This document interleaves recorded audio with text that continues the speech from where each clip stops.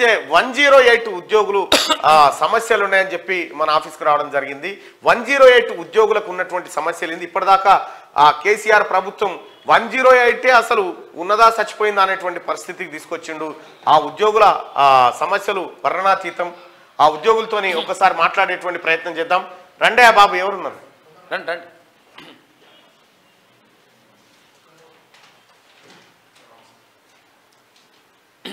దా దా దా త్వరగా రా.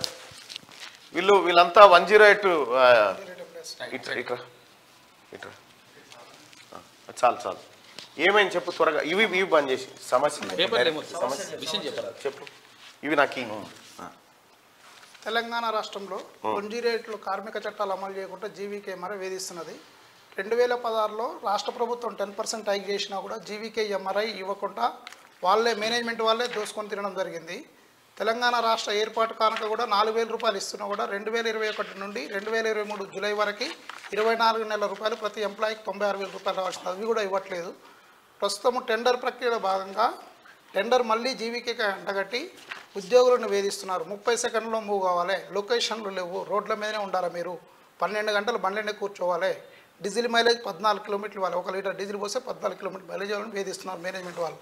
కావున ఈ జీవీకేఎంఆర్ఐని తొలగించి ప్రభుత్వమే దీన్ని అండర్టేక్ చేసి నడిపించాలని 108 ఉద్యోగుల అందరం కోరుకుంటున్నాం. 100% గవర్నమెంటే నిధులు చెల్లిస్తుంది కాబట్టి ఇది 2005లో అప్పుడు ఉన్న కాంగ్రెస్ ప్రభుత్వమే దీన్ని తీసుకొచ్చింది. దీన్ని రోల్ మోడల్గా తీసుకొని దేశవ్యాప్తంగా 18 రాష్ట్రాల్లో 108 అంబులెన్స్ సర్వీస్ నిర్వహిస్తుంది. కాబట్టి మేము కాంగ్రెస్ గవర్నమెంట్ని కోరేది ఒకటే, ఇది ప్రభుత్వ ఆధీనంలో నిర్వహించాలని మేము కోరుకుంటున్నాము. ఇంకొక విషయం ఏంటంటే 2018 సమ్మె చేసిన కారణంగా 180 మంది ఉద్యోగులను తొలగించారు. ఆ 180 మంది ఉద్యోగులను ఎమ్మటే విధులోకి తీసుకోవాలని మా యొక్క డిమాండ్. ఇప్పుడు మీకు శాలరీ ఎంత వస్తుంది? ప్రస్తుతము 4th స్లాబ్ అంటే స్లాబులు లెక్కన ఇచ్చారు. అంటే ఎట్లా?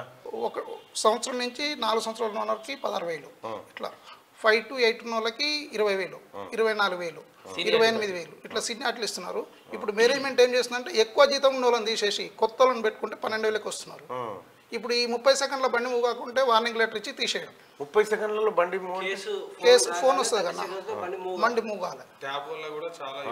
ఇంతకుముందు ట్యాబ్ లేకుంటున్నా ఎండిటీ అనే ఎండిటీని ఇప్పుడు తెచ్చారు. అంతకుముందు మనకు చిన్న ఫోన్ ఉండేదన్న, మన కాల్సర్ నుంచి ఫోన్ రాగానే మనం బండి మూవ్ చేసుకుని వెళ్ళేది. ఇప్పుడు అట్లా కదా, ఎండిటీ అని ఒకటి ట్యాబ్ ఇచ్చారు.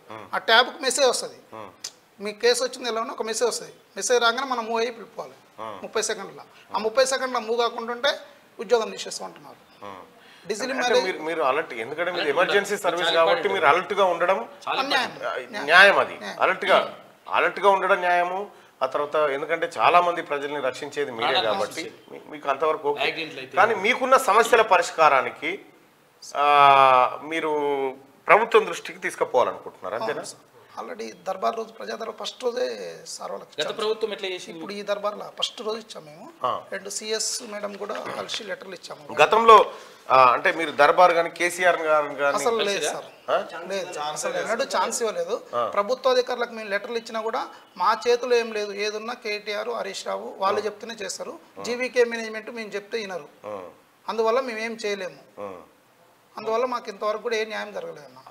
మేము అనుకునేందుకు మేము ప్రతిదీ ఆర్టీ వేసి నేను అన్ని సమాచారాలు తీసుకున్నాను. అన్ని సమాచారాలు తీసుకొని అన్ని ఎవిడెన్స్లతో కూడా ఏసీపీకి కూడా అంత నివేదిక ఇచ్చాను. దీని మీద మొత్తం అవినీతి ఇంత వీళ్ళు ఈ జీవీకే వాళ్ళు ఎందుకు ఎక్కువ డబ్బులు మీకు ఎట్లా న్యాయం చేస్తున్నారు? అసలు మాకేం చేయరన్న, మా డబ్బులే తింటారు వాళ్ళు, మా కష్టాన్ని. మనకి సర్వీస్ స్టార్ట్ అయినప్పుడు 12 గంటలు రోజు డ్యూటీ చేస్తే 36 గంటలు అంటే 3 రోజులకు కాపు వచ్చిందన్న.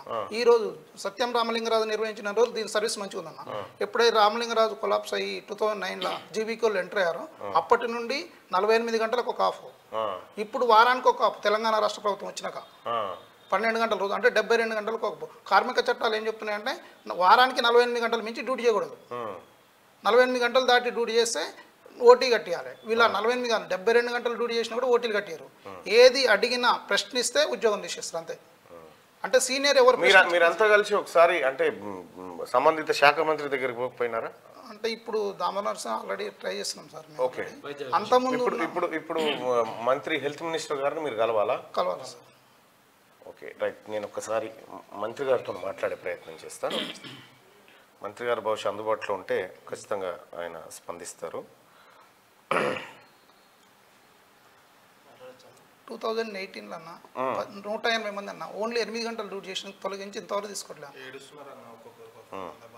ఇప్పుడు ఈ ట్యాబ్ సిస్టమ్ వల్ల జనాలకు సర్వీస్ కరెక్ట్ అవుతలేదు. అంత లేదు. ఇంతకుముందు మేము ట్యాబ్ లేనప్పుడు నెలకు 200 కేసులు చేసాను, 200 కాల్స్ వచ్చాయి. ఎగ్జాంపుల్ నా వెహికల్ కుక్కట్పల్లి అన్న, నేను నార్మల్ చిన్న ఫోన్ ఉన్నప్పుడు 250 కేసులు చేస్తుండే కుక్కట్పల్లి ఏరియాలో. ఇప్పుడు ట్యాబ్ సిస్టమ్ వచ్చినాక లాస్ట్ మంత్ నా వెహికల్ కేసెస్ 86 టోటల్. సార్ మంత్రి గారు సార్ గుడ్ మార్నింగ్ సార్, మీరు నాతో పాటు లైవ్ లో ఉన్నారు సార్. ఈ 108 వాళ్ళు వచ్చినారు సార్, 108 జీవీకే వాళ్ళు వచ్చినారు. కొద్దిగా మాకు గత ప్రభుత్వం అన్యాయం చేసింది, ఈ ప్రభుత్వాన్ని మేము కలుసుకోవాలనుకుంటున్నాం, మా బాధ చెప్పుకోవాలనుకుంటున్నాం అని చెప్పి మీ అపాయింట్మెంట్ కోసం చూస్తా ఉన్నారు సార్ వాళ్ళు. రమ్మన్ ఈ రోజు కూడా ఉంటాను నేను. ఇప్పుడు ఇది వైకుంఠ ఏకాదశి కదా, స్వామివారి దర్శనానికి వచ్చిన సంగారెడ్డికి. ఓకే సార్ వస్తున్నాను. 11:30 అంటే 12కు నాకు రివ్యూ ఉన్నది కరోనా మీద, కోవిడ్ మీద సార్. అప్పుడు రమ్మని చెప్పి 10 నిమిషాలు వాళ్ళతో మాట్లాడతాం. మంచి సార్, థ్యాంక్ యూ సార్, ధన్యవాదాలు. వాళ్ళకి ఏం జరిగిన అన్యాయం ఏం జరిగిందో ఒక రిప్రజెంటేషన్ ఇవ్వమని చెప్పండి. పంపిస్తాం sir. Right sir, thank you sir. మీరు వెళ్ళండి, మంత్రి గారు మీకు ఇవాళ అపాయింట్మెంట్ ఇచ్చినాడు. మీరు వెళ్ళండి, కలవండి, మీ సమస్య చెప్పుకోండి. గత ప్రభుత్వం లెక్క లేదు, ఉండదు కూడా. ఇది ఒక మంత్రి గారికి ఒక సింగిల్ కాల్లో లైన్లోకి తీసుకొచ్చి మాట్లాడే స్వేచ్ఛ మాకుంది, వాళ్ళ జర్నలిస్టులకు. మీకు కూడా అంతే, మీరు స్వేచ్ఛగా పోయి కలవచ్చు. మీరు గతంలో ఇప్పుడు ప్రగతి భవన్ ఎట్లుంది, సచివాలయం మీరు పోరి రానిచ్చిరు ఏమన్నా? రానిచ్చిరు ఏమన్నా? ప్రభుత్వం వచ్చిన తర్వాత మొన్న పోయినాం. ఇప్పుడు మాకు ఒక ఫ్యూల్ లిమిట్ పెట్టిరు, 1 లీటర్కి 14 to 16 చూపించాలట కుక్కర్పల్లి కిలోమీటర్. ఒకవేళ చూపించకపోతే ట్యాంక్ ఫుల్ కాకపోతే ఇవన్నీ సమస్యల్ని మీరు మంత్రి గారి దృష్టికి చేసి డబ్బులు పెట్టి కోపించుకున్నాం. ఇప్పుడు మంత్రి గారు అయితే మిమ్మల్ని రమ్మన్నాడు, మీరు వెళ్ళండి, వెళ్ళి కలవండి, వెళ్ళి కలిసి ఆయనకు రిక్వెస్ట్ చేయండి, ఆయనకు రిప్రజెంటేషన్ ఇవ్వండి. ఖచ్చితంగా ఆయన పనులు చేస్తాడు. మంచి మంత్రే, హెల్త్ మినిస్టర్ మీకు ఆయన దామోదర్ రాజనరసింహ గారు ఉండడం మీ అదృష్టము. మీ అందరికి కూడా, మనందరికి కూడా ఆయన మంచి చేసే నాయకుడు. ఖచ్చితంగా మీరు రిప్రజెంటేషన్ తీసుకొని పోండి, ఆయన మిమ్మల్ని కలుస్తాడు. ఓకే, ధన్యవాదాలు. సెక్రటరీ సెక్రటరీ సచివాలయానికి వెళ్ళండి.